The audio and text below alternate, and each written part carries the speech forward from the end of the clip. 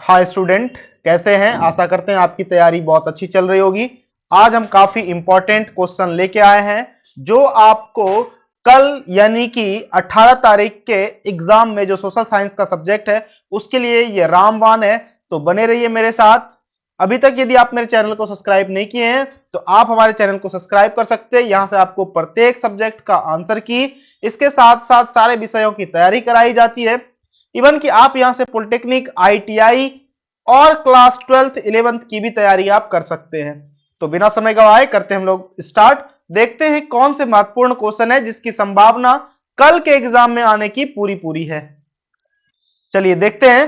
पहला क्वेश्चन है हमारा, कहता है भारत में सर्वाधिक साक्षरता वाला राज्य कौन सा है। थोड़ा सा हम लोग पेन को मोटा कर लेते हैं ताकि आसानी से ये चल सके और हमें दिख सके। एक सेकेंड, थोड़ा सा बस।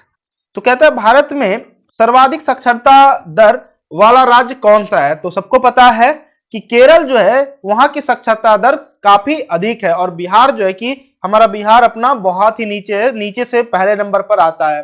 चलिए बढ़ते हम लोग दूसरे क्वेश्चन की तरफ। कहता है कि एक स्वयं सहायता समूह में बचत और ऋण गतिविधियों के संबंध में अधिकांश निर्णय किसके द्वारा लिए जाते हैं। तो आपको पता होना चाहिए कि स्वयं सहायता समूह क्या होता है, जिसमें 10 लोग मिलकर एक ग्रुप बनाते हैं और उसी को हम लोग स्वयं सहायता समूह कहते हैं। तो उसका जो ऋण की गतिविधि वगैरह जो भी होती है वो कौन लेते हैं, तो जो स्वयं सहायता समूह के सदस्य होते हैं वही इनका सारा काम देखते हैं, चाहे वो ऋण हो या किसको कितना पैसा देना है, कहां से पैसा आएगा, वो सारा काम ये लोग देखते हैं। चलिए बढ़ते हम लोग अगले क्वेश्चन की तरफ। कहता है निम्नलिखित में से कौन सा पेशा अर्थव्यवस्था के तृतीय क्षेत्र से संबंधित है। तृतीय क्षेत्र, देखिए अर्थव्यवस्था को 3 क्षेत्रों में बांटा गया, प्राथमिक क्षेत्र, द्वितीय क्षेत्र और तृतीय क्षेत्र। तो तृतीय क्षेत्र को ही हम लोग सेवा का क्षेत्र कहते हैं। तो सेवा का मतलब मछुआरा, फैक्ट्री, किसान तो सेवा का क्षेत्र नहीं है। तो क्या हो जाएगा, ऑप्शन नंबर डी, यानी किसान शिक्षक जो है वो क्या है, तृतीय क्षेत्र का हिस्सा है। चलिए बढ़ते हम लोग अगले क्वेश्चन की तरफ। देखिए हम एक शिक्षक हैं, बीपीएससी शिक्षक हैं। आपको हमसे अच्छा गाइड कहीं नहीं मिलेगी। हम आपको बताएंगे कि हम किस स्कूल में पढ़ाते हैं। अभी फिलहाल उस स्कूल में क्लास 10th का सेंटर चल रहा है, उससे पहले प्लस 2 का सेंटर चल रहा था।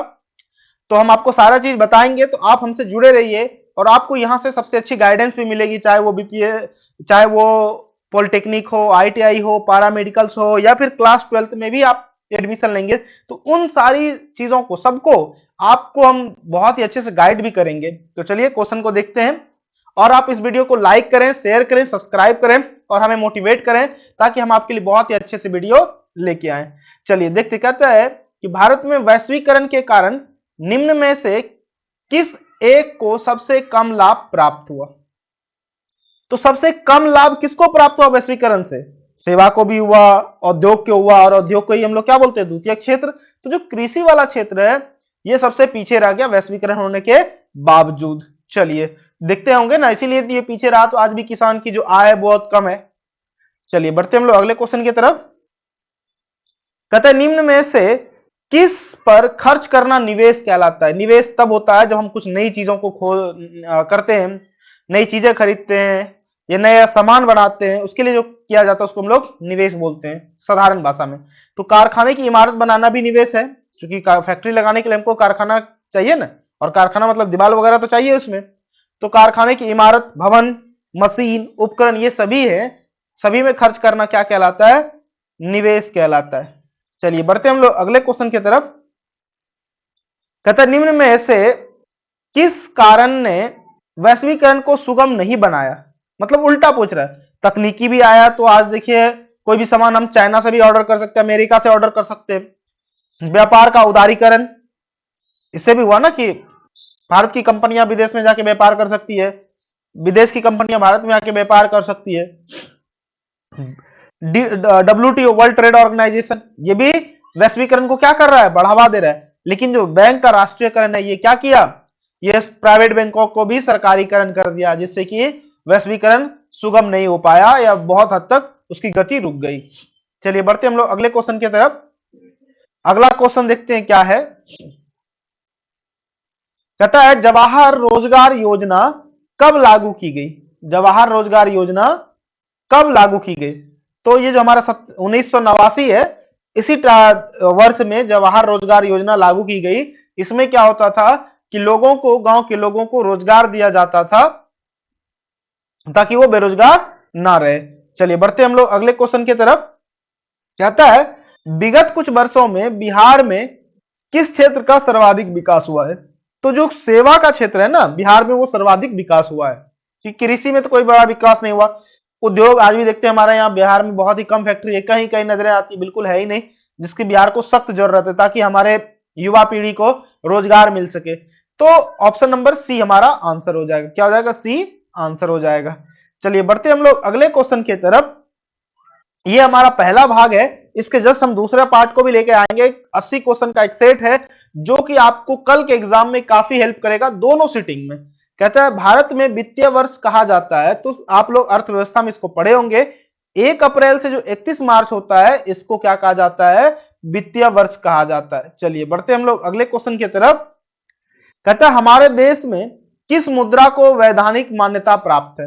वैधानिक मतलब जो संविधान, सॉरी, जो कि लीगल टेंडर है। लीगल मतलब जिसको एक्सेप्ट किया जाता है। तो जो पत्र मुद्रा है वो हमारा वैधानिक मान्यता प्राप्त मुद्रा है। चलिए बढ़ते हम लोग अगले क्वेश्चन की तरफ। कहता है इंग्लैंड की मुद्रा क्या है? तो भाई इंग्लैंड की मुद्रा पाउंड है। क्या है? पाउंड है। इंग्लैंड की मुद्रा क्या है? पाउंड है। तो यूरो कहां का है, रूबल कहां का है और डॉलर कहां का, ये आप हमें कमेंट बॉक्स में जरूर बताइएगा। चलिए बढ़ते हम लोग अगले क्वेश्चन की तरफ। कहता है मुद्रा का प्राचीनतम रूप क्या है? तो मुद्रा का प्राचीनतम रूप जो है वो धातु मुद्रा ही है। क्या है? धातु मुद्रा है, जो कि हमारे पुराने जमाने में होता है।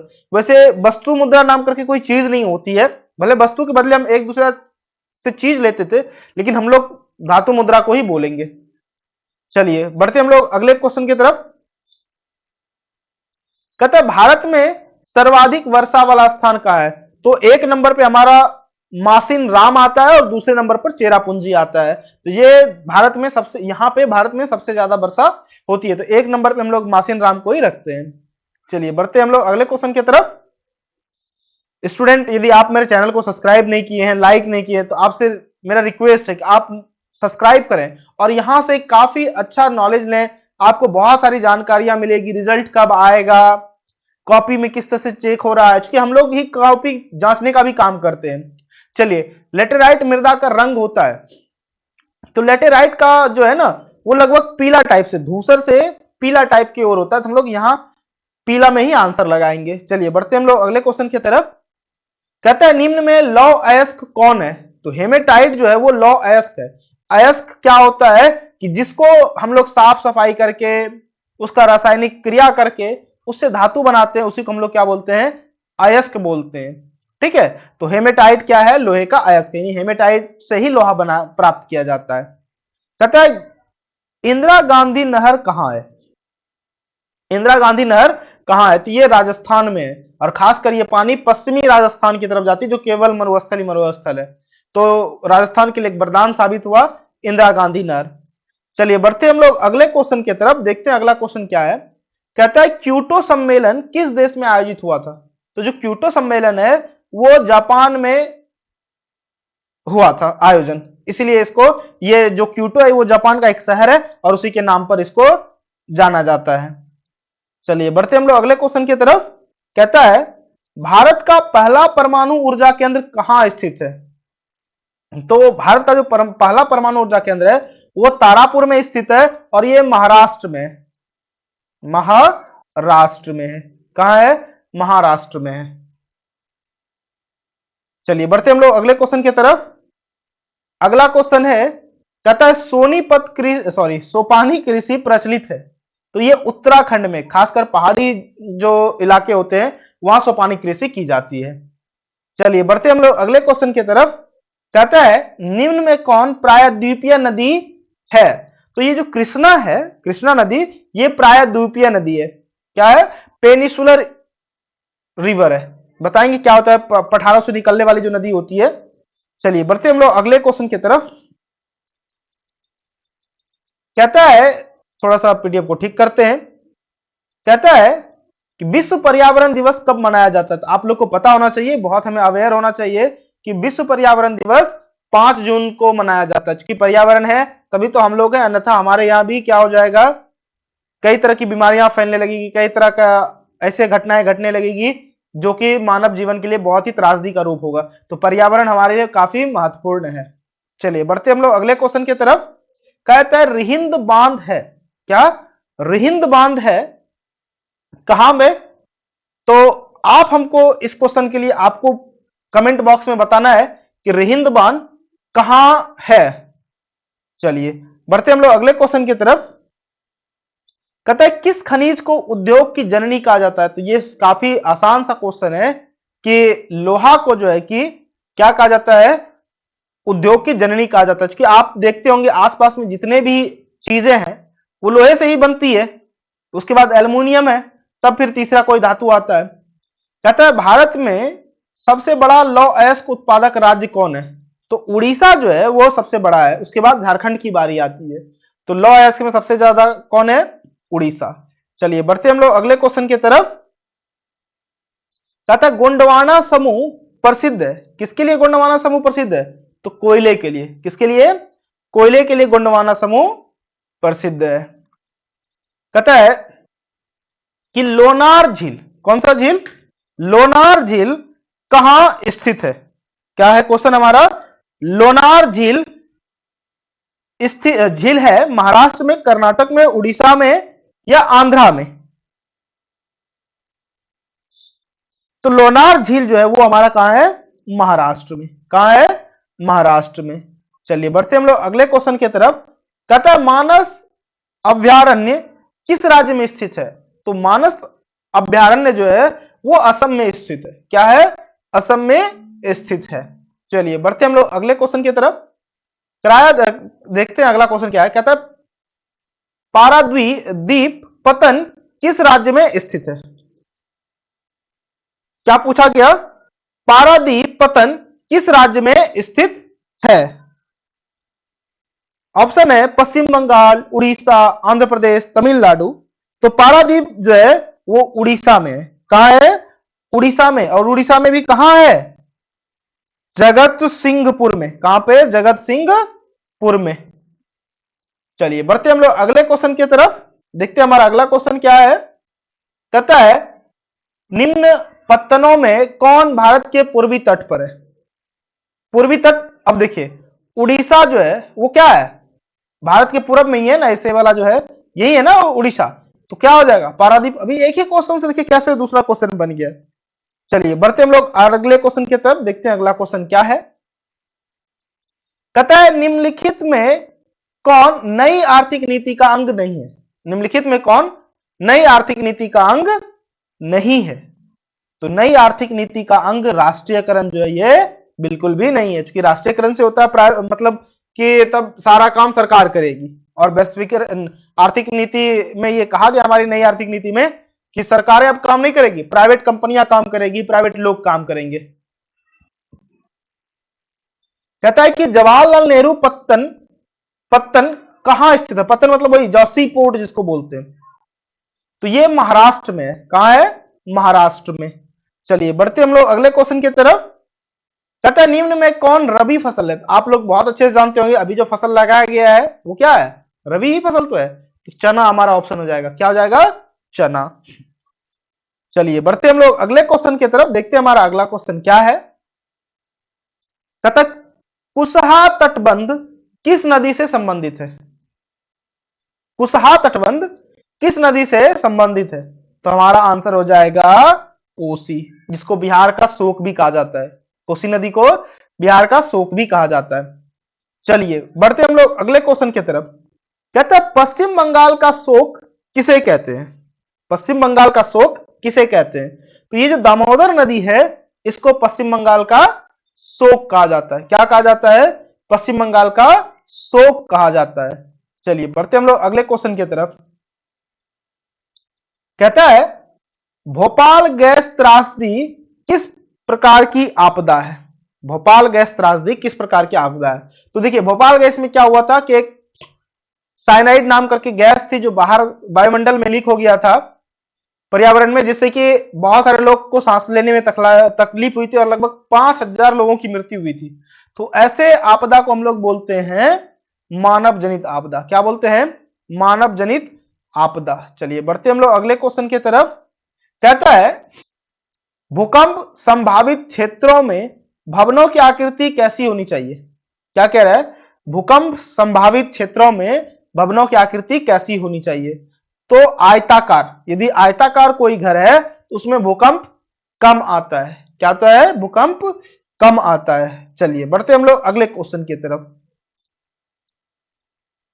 कहता है कि सूखे की स्थिति किस प्रकार आती है? सूखे की स्थिति किस प्रकार आती है? तो सूखे की स्थिति धीरे धीरे आती है, नहीं कि अचानक। बाढ़ तो अचानक आ जाती है, लेकिन सूखे की स्थिति धीरे धीरे। इस बार कम वर्षा हुई, अगले साल और कम वर्षा होगी, उसके अगले बार और कम वर्षा हुई, धीरे धीरे हमारा क्या होता है? पानी की कमी होने लगती है और उसको हम लोग क्या बोलते हैं? सुखाड़ बोलते हैं। चलिए बढ़ते हम लोग अगले क्वेश्चन की तरफ। यदि अभी तक आप चैनल को सब्सक्राइब नहीं किए हैं तो सब्सक्राइब कर लें और एक लाइक करना बिल्कुल ना भूलें, क्योंकि लाइक करने में तो आपको कुछ नहीं जाता है, बस एक बटन दबाना है और लाइक हो जाएगा। चलिए कहता है सरदार सरोवर बांध किस नदी पर है? तो बहुत ही अच्छा क्वेश्चन है। सरदार सरोवर बांध जो है वो हमारे नर्मदा नदी पर है, जिसका उद्घाटन हमारे प्रधानमंत्री नरेंद्र मोदी जी ने किया था। चलिए बढ़ते हम लोग अगले क्वेश्चन की तरफ। देखते हैं हमारा अगला क्वेश्चन क्या है। कहता है कि संचार का सबसे लोकप्रिय साधन है। तो आज आप लोग के हाथ में जिससे आप ये वीडियो देख रहे हैं वो कौन सा साधन है? मोबाइल है। तो आज हमारा इसका आंसर हो जाएगा मोबाइल। यानी आज का जो सबसे लोकप्रिय साधन है वो कौन है? मोबाइल। चलिए बढ़ते हम लोग अगले क्वेश्चन की तरफ। देखते हैं हमारा अगला क्वेश्चन क्या है। कहता है मेजनी किस देश का राजनीतिज्ञ था? तो मेजनी किस देश का राजनीतिज्ञ था? तो मेजनी इटली का राजनीतिज्ञ था। क्या था? इटली का राजनीतिज्ञ था। बढ़ते हम, अच्छा ये 40 क्वेश्चन था, इसको यहीं रोकते हैं। जल्दी आपके पास एक और 40 क्वेश्चन का सेट लेके हम आ रहे हैं, जो काफी इंपॉर्टेंट महत्वपूर्ण है, जो आपके कल के दोनों सिटिंग वालों के लिए काफी इंपॉर्टेंट है। तो बने रहिए मेरे साथ। मेरे चैनल को सब्सक्राइब कीजिए, लाइक कीजिए, शेयर कीजिए और हमारा मोटिवेशन बढ़ाइए। और कमेंट तो बिल्कुल कीजिए। आज देखते हैं कि हमारा बच्चा कितना कमेंट करता है, और यदि आप कमेंट करते हैं और आपकी कमेंट पे सबसे ज्यादा लाइक मिलता है तो आपको मेरे तरफ से एक स्पेशल गिफ्ट मिलेगा। यहीं रोकते हैं वीडियो को। धन्यवाद।